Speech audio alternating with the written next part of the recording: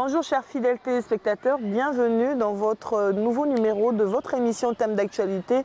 Comme vous le savez, nous sommes diffusés sur Télé Congo tous les vendredis et tous les lundis. Et aujourd'hui, nous recevons notre coordonnateur de la dynamique Pona Ekolo, Monsieur Maurice Horus Onyamuka. C'est bien ça? Ongumuka. Ongumuka. Oui, madame. Voilà, donc j'ai écorché. Bienvenue dans cette émission. Merci madame, c'est nous qui vous disons merci pour l'invitation. Pour une première fois. Pour une première fois, et ça fait du bien de parfois diversifier nos sorties au travers les médias. Et on est trop invité via les émissions politiques alors que l'association, par son origine, n'est pas une association à caractère politique. Elle n'est pas une association à caractère politique. Elle n'est pas une association à caractère politique. Et alors, est-ce que ça ne prête pas confusion que l'on vous voie aujourd'hui être derrière le candidat d'Essen, Denis Sassou Nguesso? Bon. Est-ce que le fait de dire que l'association n'est pas à caractère politique ne prête pas confusion par rapport à vos choix? Bon, il faut déjà rappeler que la loi sur les partis politiques interdit des associations à caractère politique d'exister. Donc l'existence des associations à caractère politique ne devrait plus voir lieu dans notre pays. Et en ce qui nous concerne, Pona Ekolo est une association à caractère socio-culturel. La différence, c'est que soutenir un candidat n'émane pas d'un acte politique. C'est un engagement citoyen. Un engagement citoyen. Justement. Un engagement citoyen, mais qui aimerait pousser d'autres citoyens à amener le même engagement. On ne va pas aujourd'hui interdire à madame la journaliste qui n'est pas politique de soutenir Denis Sassou Nguesso au cas où il était candidat. Effectivement. Alors, depuis un moment, vous êtes en train de faire une restructuration au niveau de la dynamique Pona Ekolo. Mais avant qu'on en arrive, quelles sont les missions exactes de cette association apolitique? Bon, je l'ai dit d'entrée de jeu que Pona Ekolo est une association à caractère socio-culturel qui a pour mission de promouvoir le développement de notre pays au travers la sensibilisation, la mobilisation et la conscientisation des jeunes contre les antivaleurs et aussi sensibiliser, conscientiser surtout les jeunes face à des manipulations que nous voyons ça et là. C'est là qu'est née l'idée de la création de la dynamique Pona Ekolo Samunabwala. Alors, pourquoi avoir choisi de faire une restructuration? Est-ce que c'est parce que l'on a changé de coordonnateur, qu'on s'est dit qu'il fallait venir avec une autre vision? Pourquoi ne pas avoir laissé les choses telles qu'elles étaient, puisque nous savons tous que la dynamique Pona Ekolo, elle était très forte en mobilisation, je ne sais pas si c'est toujours la même chose, qu'elle était bien partie. Mais après, vous êtes arrivé, il y a eu restructuration. Pourquoi? Quelle est la raison de cette restructuration-là? Bon, je pense qu'il faut qu'on arrive à dépasser ce débat parce qu'à chaque fois que nous sommes face à vous, c'est les mêmes questions qui reprennent souvent. Ce qui est juste parce que c'est dans le cadre du fonctionnement normal d'un mouvement. Et je pense que quand on va vers une élection aussi cruciale qui est l'élection présidentielle, où il faut donner les destinées, c'est-à-dire notre avenir et le devenir de nos enfants à un citoyen congolais, je vais dire comme ça, il faut que toutes les organisations sérieuses puissent revoir quand même la manière de fonctionner. Et par cette manière de fonctionner, étant donné que nous partons vers une élection présidentielle, il est nécessaire pour des organisations sérieuses de commencer à revoir la machine. Quand on dit revoir la machine, c'est effectivement commencer par la structuration et restructuration des organes, voir là où ça a marché, là où ça n'a pas marché. Vous vous souvenez que nous sommes dans un pays où chaque année il y a des recrutements à la fonction publique, l'armée et autres. Et les militaires, pour nous, pour la loi au Congo, les militaires sont apolitiques. Nécessairement, il y a certains membres de la dynamique aujourd'hui qui se sont engagés via d'autres métiers qui aujourd'hui pensent ne plus faire ce que nous faisons. Et pour nous, il est d'autant plus normal de revoir des bureaux, de faire la structuration et ce que nous appelons par restructuration de nos bureaux à travers la campagne que nous avons dénommée ici 242 d'être Samunabwala. Pourquoi vous? Pourquoi pas quelqu'un d'autre? Pourquoi vous avoir choisi vous? Elle se situe où la différence? On devait poser cette question au président national de la dynamique, le ministre Hugues Monil, parce que c'est le seul, puisque nos tests le disent, c'est le seul qui a le droit de nommer qui il veut. Il est le seul à être élu via l'Assemblée générale de la dynamique et après à son tour, il choisit les cadres pouvant l'accompagner dans l'exercice de ses missions. Il y a bien une raison lorsqu'on nomme une personne. Je ne sais pas pourquoi il m'a choisi. Vous ne savez pas? Je ne sais pas, j'étais tranquillement chez moi un jour comme ça et puis On m'a appelé pour des discussions. Après, j'ai été surpris de voir une décision, ce que nous appelons par des actes, parce que le président de la dynamique, lui, prend un acte, et nous qui sommes des soldats à la charge, nous on prend des décisions. Un acte a été signé, me plaçant à la tête, pas à la tête, mais me plaçant au centre de l'action de la dynamique Pona Ekolo Sam Nabwala. Entre autres, parmi les restructurations, vous avez fait une révision de la base de données. Vous avez également écouté des doléances. Je ne sais pas, est-ce que ce sont des doléances de la population en tant que telle ou des doléances des membres actifs et non actifs de la dynamique Pona Ekolo? Bon, je vais me permettre de vous partager un secret.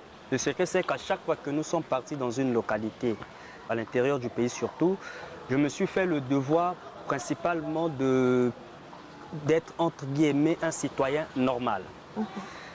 C'est-à-dire qu'au-delà de la structuration et restructuration faite, nous nous sommes organisés avec les amis pour faire du porte-à-porte. Du porte-à-porte pour justement demander à ces Congolais qu'est-ce que vous pensez du quinquennat que le président, malgré la crise économique très très difficile en tout cas, qu'est-ce que vous pensez du quinquennat, quel est votre avis? Et aussi, qu'est-ce qui vous pousserait si le président comptait à être une fois de plus, sinon être candidat, qu'est-ce que les Congolais pensent de la candidature du président? Je vous assure que partout où nous sommes passés, il n'y a eu que des avis positifs. Partout? Partout. Partout. Surtout à Pointe-Noire. Mais le problème se pose souvent. Ouais. Je pense que le problème se pose au niveau où, quand vous partez vers les populations, il y a une image parfois qu'il faut vendre. Vous ne venez pas voir une maman qui n'est pas dans une famille aisée. Vous venez le voir avec 5-4 voitures. Via le mental, ça pose quand même problème. Je pense qu'on devrait étudier d'abord cet aspect avant de se rapprocher vers ce que nous appelons par le peuple. Quand vous partez certes vers maman, que la maman trouve que le monsieur qui arrive vers lui, c'est un jeune comme son fils, et ce jeune-là, une autre connotation du président Denis Sassou Nguesso, parce que moi je suis de la génération, on parlera 90-80, donc nous avons une autre connotation de la personne de Denis Sassou Nguesso, et quand ce jeune parle du président, on sent l'engagement. C'est-à-dire, il parle du président avec son âme, avec son cœur. Et quoi de plus sérieux que de s'engager quand ce genre de jeune se présente face à vous? Alors, à moyen et long terme, quels sont les véritables objectifs? Nous allons lentement vers les élections présidentielles, mais après les présidentielles, parce que depuis un moment, depuis que nous avons commencé à discuter, vous êtes un peu fixe sur les élections présidentielles, mais après les élections présidentielles, est-ce que la dynamique a réapparu juste parce que nous sommes à quelques mois des élections présidentielles, parce qu'à un moment vous étiez la dynamique, on n'en parlait plus. Est-ce que après vous allez continuer à avoir des activités, à faire vivre la dynamique, et quelles sont à long terme les quelques visions que vous avez de la dynamique? Bon, c'est peut-être une question d'actualité, parce que vous vous en souvenez que même avant les élections présidentielles, la dynamique a continué d'exister au travers de la production des artistes, au travers les initiatives comme Talent et Lika. Nous avons fait beaucoup de choses sans pourtant être pendant cette période où nous appelons période préélectorale. À court terme, aujourd'hui, on dira que l'objectif ici, c'est de faire de notre mieux, de notre possible, pour assurer le président Denis Sassou Nguesso que s'il arrivait, qu'il se positionne comme candidat et qu'il pouvait compter sur la dynamique citoyenne Pona Ekolo Sam Nabwala. Ça, c'est le premier objectif. Le deuxième, c'est que si le président arrivait à être candidat, il faut pour nous donner une victoire écrasante au président de la République, son Excellence M. Denis Sassou Nguesso. Et à long terme, je pense que le comité directeur sera nécessairement convoqué pour voir comment est-ce que caler un programme donné afin que la dynamique puisse continuer toujours à exercer ses activités dans le cadre social. Une question qui me vient à l'esprit, je vais quand même la poser. Elle n'est pas question à polémique, hein, mais j'aimerais comprendre. Entre autres, parmi les projets socioculturel que vous avez eu il y a quelques mois. Vous avez parlé des jeunes talents, vous avez également parlé de ce projet sur une chanson sur la délinquance juvénile. Je sais que c'était parti avec Pona Ekolo, si je ne me trompe pas. Oui. Et aujourd'hui, nous avons l'ancien coordonnateur qui fait la sortie, qui a fait récemment la présentation et la sortie de cette chanson. Alors, en ce moment-là, moi j'aimerais bien comprendre, c'est un projet de Pona Ekolo, mais qui a été présenté par le GAE avec l'ancien coordonnateur. Comment est-ce que vous arrangez ça? Je pense que le plus important ici, c'est que nous avons tous les mêmes objectifs. Nous avons tous les mêmes objectifs. Et sur les mêmes projets. L'objectif aujourd'hui, c'est de faire élire le président et de faire en sorte que dans ce pays, qu'il n'y ait plus, que la délinquance juvénile ne puisse pas être à forte croissance. Et si chacun de nous peut lancer des initiatives dans ce sens ou poursuivre une action comme ça, je pense qu'on sera tous d'accord. Le plus important est que ce qui est bien fait, on ne peut qu'applaudir. Tout ce qui est bien fait, on ne peut qu'applaudir. Mais à l'origine, il faut souligner que nous avons ici les affiches sur les réseaux sociaux qui attestent que Pona Ekolo avait un projet. Oui, je le sais. Voilà, pour avoir été là lors de la conférence. Justement, vous étiez là lors de la conférence de presse. Le problème, c'est que je ne peux pas trop parler de ça parce que je n'étais pas dans la commission d'organisation. J'étais, je pense, dans le département de la Likwala, dans le cadre de Pona Ekolo à Pointe-Noire. Mais comme je l'ai dit, aussi longtemps que c'est une action qui est au bénéfice de nous tous, parce que le bébé noir aujourd'hui, comme on sait bien les appeler dans la rue, sinon je parlerai des jeunes en conflit avec la loi, quand ils font du mal aux Congolais, ils n'identifient pas c'est un enfant du riche, un enfant du pauvre, voilà. Ils le font comme ça à qui croise leur chemin. Et donc pour nous, si c'est une action qu'un Congolais fait pour garantir notre sécurité à nous. Surtout si cela est fait par un acteur qui accompagne le président de la République. Quoi de plus? On ne peut qu'applaudir parce que c'est du même camp. On est tous. Effectivement. Vous avez le même combat. On a tous un même président que nous soutenons. Donc que tu sois de Pona Ekolo, du PCT, Force Montante Congolaise, E9, DSUP, MJP, tous. GAE. Voilà. Tous nous soutenons. Nous soutenons le président. Tous nous soutenons le président. Ok. Alors, nous revenons sur la restructuration. Comment a-t-elle été accueillie par les membres? Parce que nous savons tous que le Congolais, avec le changement, c'est souvent une mer à boire. Comment est-ce qu'elle a été accueillie et comment est-ce que cela s'est passé pendant tout le long? Parce que j'ai vu que vous avez fait Bakongo, Kintele, Talangai, vous êtes allé à Linbamou, si je ne me trompe pas, et vous avez fait Pointe-Noire. Alors, durant toute cette période de campagne, comment est-ce que cela s'est passé? Est-ce que vous avez eu des difficultés? Est-ce que ça a été facile de vous accepter? Est-ce qu'il y a eu quand même des personnes qui ont eu un petit renrôlement? Est-ce que vous pouvez nous partager un peu ce que vous avez vécu? C'est une expérience de plus parce qu'à chaque fois que nous avons organisé les structurations et restructurations à Pona Écologie été, et pour ceux qui sont anciens, quand ils ont vu un frère qui a milité avec eux être hissé à une fonction pareille, tout le monde ne peut qu'être dans une situation de joie. Et aussi, il faut se le dire que la particularité dans tout ce que nous avions fait, c'est ce qui m'a beaucoup plus surpris, c'est de voir un jeune qui ressemblait à des autres jeunes et qui parlait en face d'eux et qui parfois partageait des bouts de pain avec eux et qui beaucoup plus leur vendait le rêve. Le rêve, c'est qu'on peut être jeune de notre génération et ne pas être un opposant farouche au président. C'est-à-dire qu'on peut être jeune de notre génération et dire qu'il y a des choses qui ont été faites dans ce pays.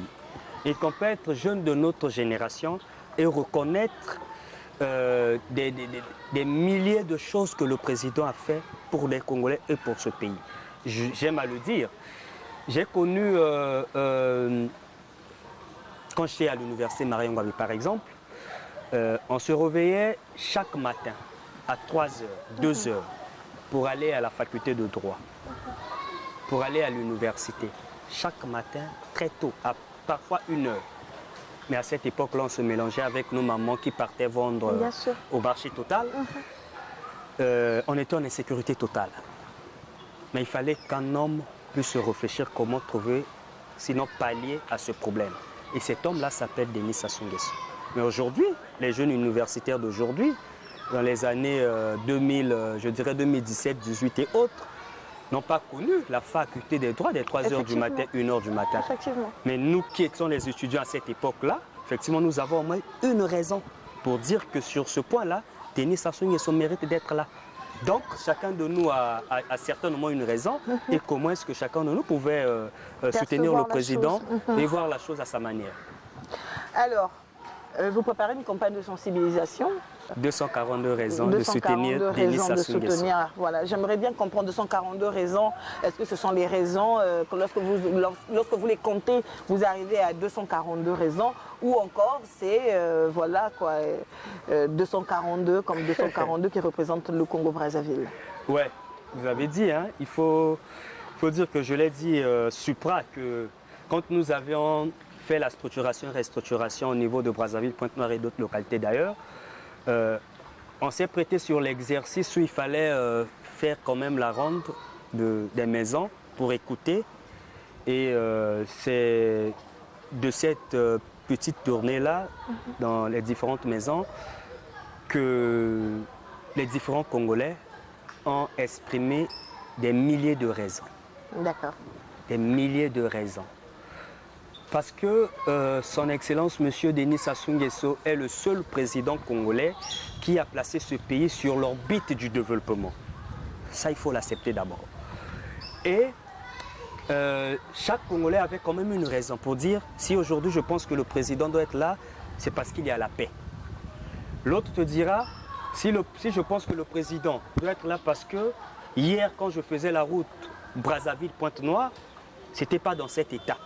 Et grâce à Denis Sassou Nguesso, nous avons cette route. L'autre te dira, bon, moi je pense que le président doit être là parce qu'il y a l'hôpital de Patra aujourd'hui.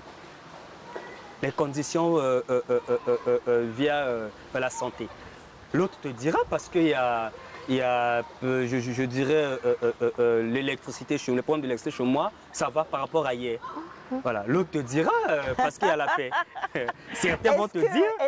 Est-ce que les infrastructures en tant que telles suffisent aujourd'hui à repartir et lire le président Si on ne veut pas se tromper, je pense que les infrastructures font partie, sinon la base d'un développement du pays, de tout pays, passe par ces infrastructures d'abord. Mais il y a encore beaucoup à faire. Nous avons un problème d'électricité, nous avons des problèmes d'eau. C'est normal. En plein 21e siècle, nous avons des problèmes de chômage, nous avons des grèves un peu partout qui jusqu'à aujourd'hui ne se résolvent pas. Nous avons beaucoup de problèmes encore. Nous avons des problèmes de santé où vous voyez un hôpital qui rentre en grève et qui abandonne des malades sur leur lit couchés. Nous avons la cherté des soins. Nous avons aujourd'hui ce problème où vous arrivez à l'hôpital, tant que vous n'avez pas payé, vous n'êtes pas soigné, alors que ailleurs, nous voyons comment ça se passe. On vous soigne en premier et puis la facture arrive après. Je suis très, très heureux de comprendre que les mêmes problèmes que vous évoquez, ça existe en France, ça existe en Allemagne, ça existe en Amérique, ça existe en RDC, ça existe au Bénin, ça existe au Cameroun. Au Bénin? Tous les problèmes que vous venez de... En France, il n'y a pas de problème d'électricité comme ça. En France, il n'y a pas de problème en matière de santé. J'ai été en France. J'y ai été aussi. J'ai été en France au mois d'avril. Je vivais à Provins.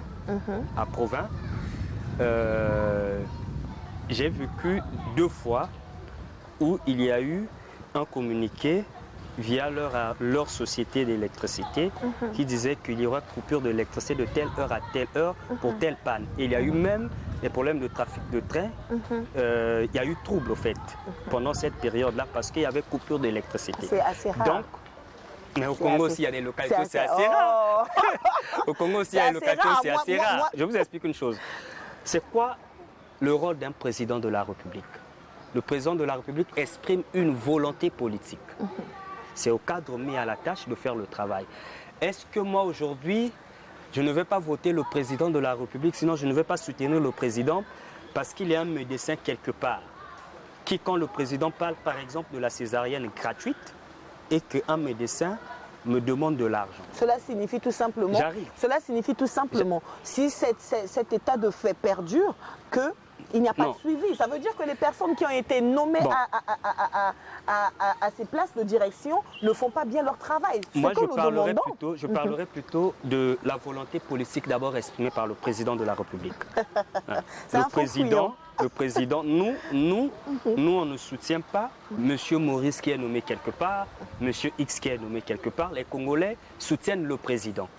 Et seul son Excellence M. Denis Sassou Nguesso, avec ses combattants que nous sommes, qui allons être sur le terrain en 2026, s'il arrivait que le président soit candidat, pour défendre.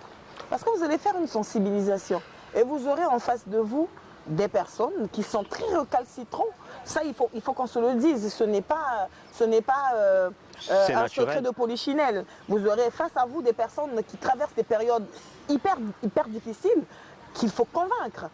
Il y a des gens aujourd'hui qui ne votent plus parce qu'ils se disent qu'ils n'ont plus d'espoir. Ils se disent que les choses ne changent pas. Oui, il y en a de ceux qui ne votent pas. Les choses ne changent pas dans quel sens? Leur vote n'est pas prise en compte ou bien c'est le pays qui ne change pas?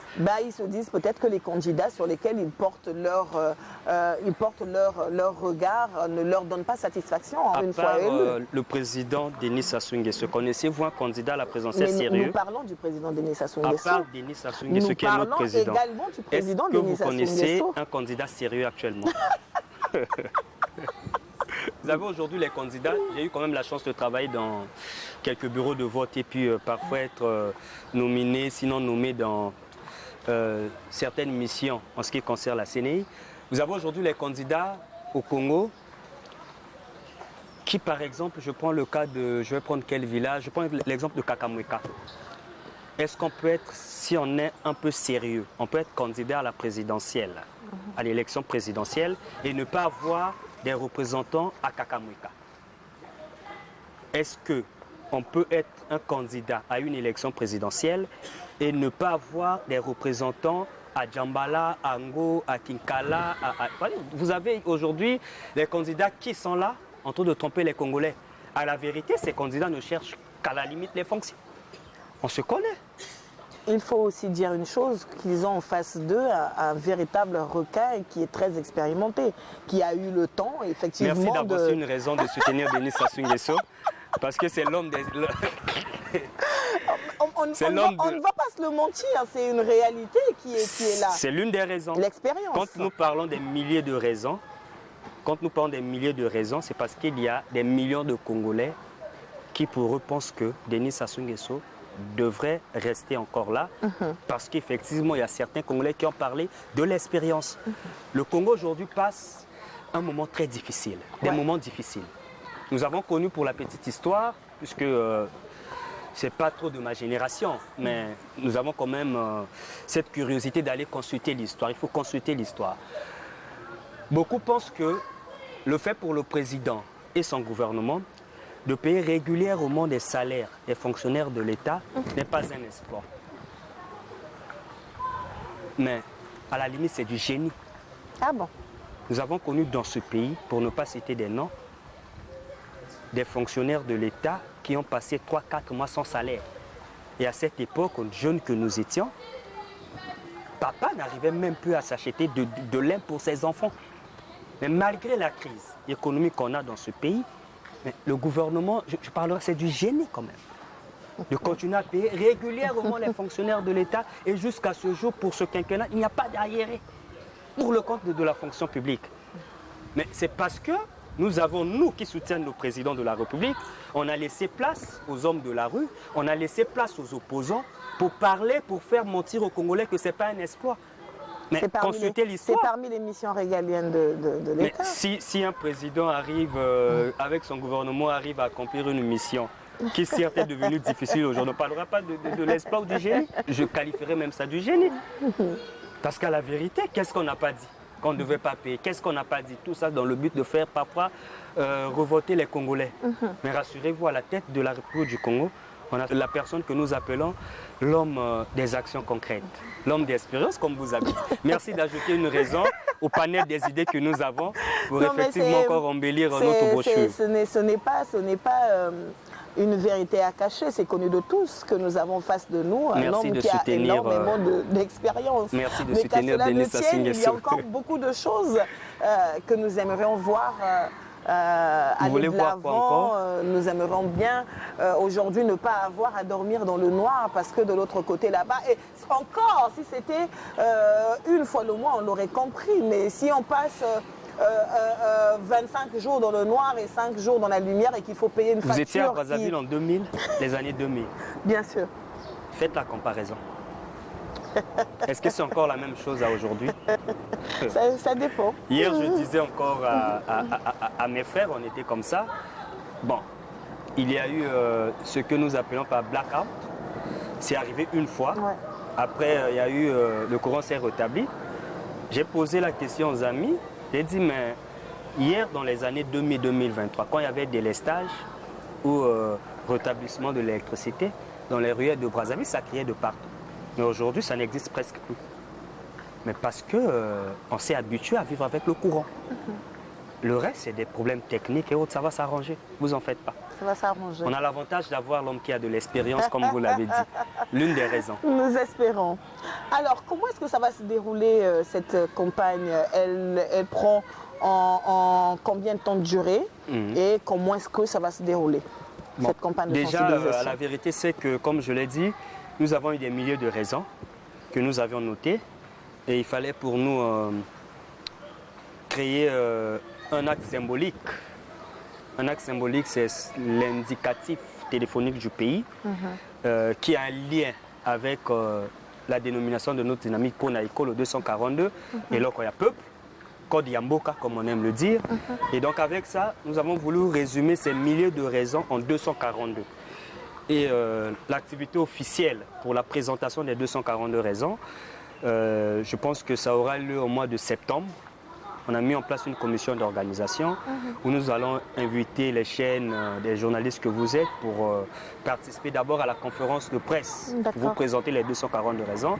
Parce que beaucoup de Congolais se posent la question de savoir, surtout des Congolais antipathiques au pouvoir en place, se posent la question de savoir mais comment vous faites pour avoir ces 242 raisons. Effectivement, on les informe que nous avons eu des milliers de raisons pour soutenir le président Denis. Et vous n'avez gardé que les 242. On a gardé que les 242 pour lier Ponaïkolo, qui en réalité c'est pour le pays, et 242 c'est le code Yamboka. Et donc nous avons voulu garder l'indicatif téléphonique de notre pays pour résumer le tout à 242 raisons de soutenir Denis Sassou Nguesso. Rassurez-vous que nous avions effectivement 242 raisons déjà recensées et que les cadres aujourd'hui sont en train de travailler pour essayer un peu de bonifier le travail et puis voir ce qu'on pourrait présenter aux Congolais. Parmi, bien évidemment, j'insiste, des milliers de raisons que les Congolais ont déballées pour le compte du soutien au président de la République. Si vous avez le temps, s'il y a encore des heures via votre émission, je peux déballer les 242 raisons ici.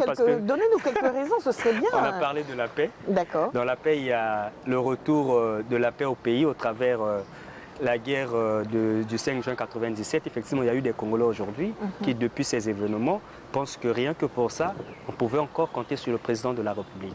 On a la construction des 12 hôpitaux généraux, effectivement, dans les localités où ces hôpitaux sont déjà opérationnels. Il y a des mamans, des personnes qu'on dira, puisque si on dit, il y a un contemporain qui disait, qui croient en bonne santé, un terme malade qui s'ignore. Donc il y a nous autres qui sommes des malades qu'on ignore parfois, que nous pensons qu'aujourd'hui, au travers de ces 12 hôpitaux généraux, on a une ou deux raisons à soutenir le président parce qu'il a là mis les mécanismes nécessaires pour embellir le pilier santé dans notre pays. Et je vous ai parlé des amphithéâtres au niveau de l'université Marien Ngouabi. Aussi, dans nos enquêtes, nous avons consulté des familles non aisées, dans la Likwala, parfois Pointe-Noire, qui ont bénéficié du projet d'Issungi, qui aujourd'hui, ces mamans ont une raison ou deux pour soutenir le président. Là encore, au travers les jeunes qui ont bénéficié de l'appui du FIGA, parce que je suis un témoin vivant, j'en ai bénéficié et j'ai une raison dans le cadre de mes entreprises qui fonctionnent aujourd'hui de soutenir le président. Vous voulez que je continue? Est-ce que ce n'est pas parce que vous êtes proche pas du tout. Quand j'ai déposé mon dossier au FIGA, quand j'ai déposé... Il y a quand même un petit bruit autour. Pas du tout. Jusqu'aujourd'hui, je l'ai toujours déploré. Le problème que nous subissons aujourd'hui, c'est qu'on souffre d'un grand problème de communication. On a tous pensé que le pilier communication devait être réservé qu'au porte-parole du gouvernement. C'est là qu'on s'est trompés tous. Voilà. Au-delà du porte-parole du gouvernement, qui est le ministre Thierry Mungala, avec qui je félicite avec les quinzaines du gouvernement, qui l'organise déjà ça et là, que je félicite d'ailleurs, il faut que nous qui sommes des soutiens au président, nous arrivons au travers des journalistes que vous êtes à passer via des émissions, à parler sur les exploits du président. On ne peut pas cautionner qu'à chaque fois qu'il y ait un opposant qui passe à la télé pour critiquer le président et que nous qui sommes des soutiens du président, rester bouche bée.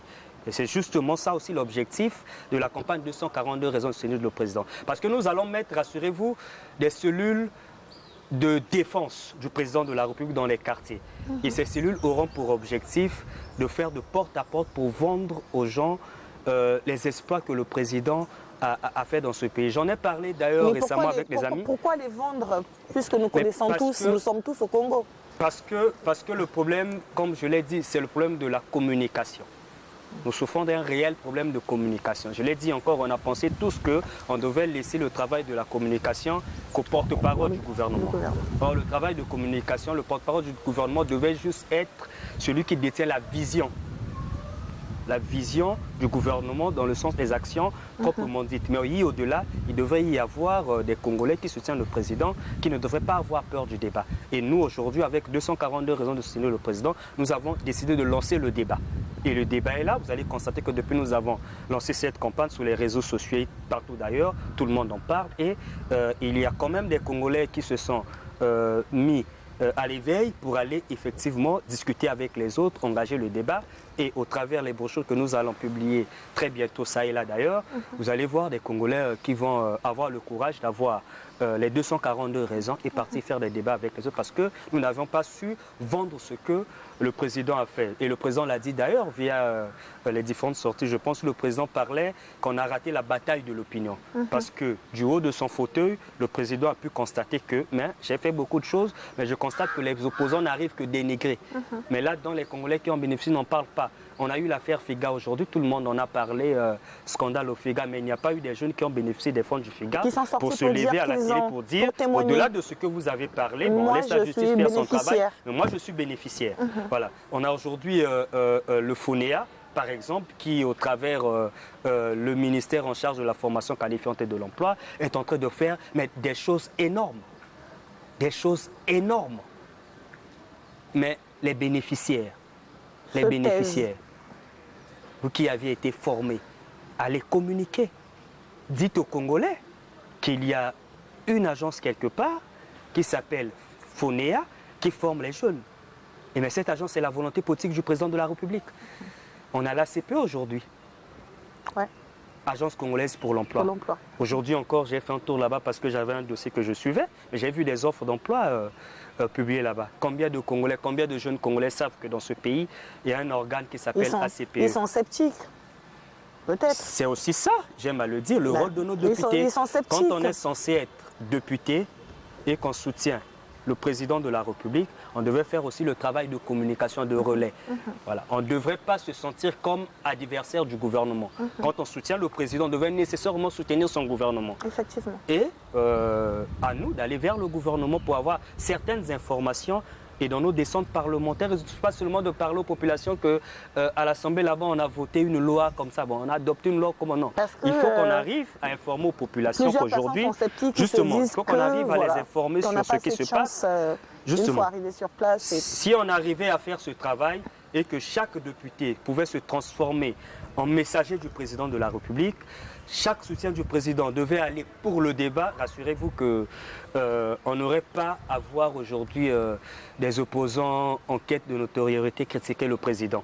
Parce qu'aucun d'entre eux jusqu'aujourd'hui ne mesure le poids que le président a au niveau national et international. L'une des raisons au niveau international. Vous savez, j'ai effectué un voyage en France où j'ai assisté à à une activité comme ça des jeunes. J'ai discuté avec les jeunes de l'étranger, du Burkina Faso, Côte d'Ivoire et puis d'autres pays. Mais ce que ces jeunes voient du président de la République, mais je me dis, c'est le président, je ne sais pas comment, quel adjectif approprié, placé pour qualifier ce que le président représente pour ces jeunes qui vivent à l'étranger et ces jeunes des autres pays du monde. Mais le président, pour eux, c'est ce que nous appelons... Bon, je parlerai de Dieu avec D, avec un D minuscule. Parce que ces jeunes ne voient en président que l'homme de la paix, un médiateur international, et que à chaque fois qu'il y a un problème, voilà, à chaque fois qu'il y a un problème dans les différents pays, le président de la République s'engage. Donc il a dépassé la limite d'être le président des Congolais. Il a dépassé la limite d'être un président des Congolais pour aller résoudre des conflits au niveau international. Donc à ce président, je pense qu'il a tout le mérite nécessaire et ça fait partie des raisons que nous avons ébauché dans notre brochure, justement pour dire que nous avons encore besoin de l'homme que vous-même vous avez appelé homme d'expérience, l'une des raisons d'ailleurs, à la tête de notre pays. Médiateur par excellence, une fois de plus. Voilà. Vous avez ajouté une deuxième raison. Alors, moi, la faisabilité, comment est-ce qu'elle va se faire? Comment est-ce que ça va se passer? J'ai cru voir sur l'affiche que ça va se passer à l'aéroport. Ça va se dérouler par là? Non, à l'aéroport, au fait, nous sommes dans une campagne où on essaie un peu d'expliquer aux Congolais, voilà ce que l'aéroport Maya Maya était avant. Ah, d'accord. Et ce que représente l'aéroport actuel. Ah, d'accord. Voilà. On a fait des images comme ça pour le compte de l'aéroport Maya Maya. On a fait pour le compte de l'aéroport de Pointe-Noire. Vous savez, hier encore, je m'en souviens, tout jeune, nous partions à l'aéroport pour voir comment est-ce que les avions arrivaient et autres. Mais aujourd'hui, quand vous comparez l'aéroport Maya Maya des années passées et l'aéroport Maya Maya aujourd'hui, c'est le jour et la nuit. C'est grâce à l'homme, le baptiseur infatigable. Mais il faut qu'on communique. Il faut qu'on communique, communiquant. Le problème aujourd'hui, je le dis encore, il faut qu'on communique. Dès lors qu'on a 4 jeunes, 5 jeunes, 10 jeunes comme, pour ne pas dire nous, mais si on a 5 à 6 jeunes, voire 10, 20, qui vont prendre ce courage d'aller passer à la télévision, aller sur les réseaux sociaux, engager le débat, parce qu'on a un bilan à défendre et que vous allez voir qu'il n'y aura plus le bruit qu'on entend ça et là. La différence, c'est que nous qui sommes de la majorité, nous qui soutenons le président, nous avons un bilan à défendre et les autres n'ont que le rêve à vendre. Les autres n'ont que le rêve à vendre. Celui qui vient vendre le rêve, à la limite, pour la majorité, vous allez m'excuser pour le thème, c'est des mythos. Qui parfois, dans la vie normale, même pour choisir une épouse, la personne a fait 2-4 années sans avoir une épouse à la maison. La personne a épousé 5 à 6 femmes de façon officielle et c'est cette personne avec qui nous allons donner les destinées de notre pays alors que sa propre famille, elle n'arrive pas à gérer. Vous voyez le quiproquo dans l'affaire? Donc nous pensons que pour la personne que nous avons déjà vu gérer le pays, dans les moments difficiles comme dans les moments de gloire, on va se le dire, ce pays a été bien géré pour nous. Parce que le bilan est là. Et on est prêt à faire le débat. A été bien géré. Ce pays est bien géré. Le bilan est là, on est prêt à faire le débat parce que nous, les Congolais, nous avons des milliers de raisons et tout ceci, nous les résumons en 242 raisons de soutenir Denis Sassou Nguesso. Après tout ce que nous nous sommes dit, est-ce que lorsque vous regardez à l'arrière, vous ne vous rendez pas compte que l'association Dynamique Pona-Ekolo tend à être une association politique? Non. Je dis non parce que soutenir le président de la République, justement, soutenir le président de la République, c'est un engagement citoyen. Vous n'allez pas dire à ma maman qui va marcher, qui aujourd'hui va se lever pour aller soutenir le président, qu'elle commence à faire de la politique. Je ne pense pas. La différence, c'est que Pona-Ekolo, c'est une dynamique. Qui dit dynamique, c'est une association des hommes organisés avec des objectifs propres à eux, qui pour le développement de notre pays, nous pensons que nous devons jeter notre dévolu au président Denis Sassou Nguesso. Voilà. Et pour que le président puisse être candidat, du haut de son fauteuil, il doit se rassurer que derrière lui, il y a des forces capables de le soutenir. Voilà pourquoi nous insistons à appeler au rassemblement. Ce n'est pas le temps de se contredire entre nous, que vous soyez de la majorité, du centre, de l'opposition, en tout cas toutes les forces qui soutiennent le président, nous avons un seul objectif, c'est de faire d'abord réveiller cette ambition-là au président pour pouvoir se positionner en 2026. Une fois première ambition, objectif réussi, notre deuxième objectif avec toutes les forces qui soutiennent le président, c'est de faire en sorte que le président puisse être élu. À la limite, si ça ne tenait qu'à moi, j'aurais souhaité qu'on s'organise tous pour montrer que le président méritait d'être même candidat unique. Parce qu'il met tout le monde d'accord. Il met tout le monde d'accord. À la vérité, le président met tout le monde d'accord. Le seul problème, parce que nous côtoyons les opposants, c'est nos frères. Au-delà d'être dans un monde où on fait des débats, c'est nos frères où nous partageons parfois du jus ensemble, parfois des bouts de pain ensemble. Nous partageons des mêmes restaurants, des mêmes moyens de transport, on partage des mêmes milieux. Quand on discute avec la majorité des opposants, nous constatons que chacun a un problème personnel. Ce n'est pas pour le peuple. Non. C'est pour des intérêts personnels. Chacun a un problème personnel. Vous allez constater que les personnes antipathiques au pouvoir qui critiquent beaucoup plus le président sont ceux de la diaspora. C'est justement parce que nous qui sommes des soutiens au président, nous n'arrivons pas à vendre les actions du président. Eux, ils voient juste à la télé. Demandez à un Congolais de la diaspora d'aller consulter l'une des mes mamans qui vit à Dolisie, avec qui faisait son commerce Dolisie-Brazzaville, l'état de la route Dolisie-Brazzaville hier, et cette maman qui bénéficie des faveurs de cette route aujourd'hui pour le transport de son matériel, sinon de sa marchandise, dire à cette maman de ne pas voter Denis Sassou Nguesso, rassurez-vous que si vous n'êtes pas bien équipé, la maman vous fera du mal. Parce que cette maman ne jure que sur le nom de Denis Sassou Nguesso. Nous sommes arrivés à la fin de cette émission. C'était un bel échange, mais j'espère que nous allons encore nous attabler dans les jours à venir pour discuter encore, parce qu'il y a encore beaucoup de sujets sur lesquels nous n'avons pas... Le seul regret que j'ai dans cette émission, c'est que vous ne m'avez pas permis d'exprimer les 242 raisons.